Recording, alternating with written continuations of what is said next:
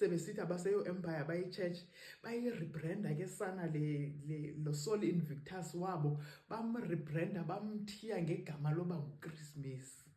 Babe beyazi bona uba yi-sun worship.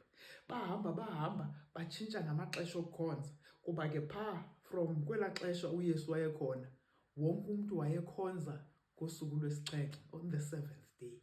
EneRoman Empire yathatha over, yatshintsha nolwaa suku uba ke asisezulandela Bhayibhile, silandela thina nentando yethu ngoku. Kuzawukhonzwa ngosuku lokuqala. Bayihlwayela umhlaba lo wonke loo nto. Abantu namhlanje abayazi into bisuka phi loo nto.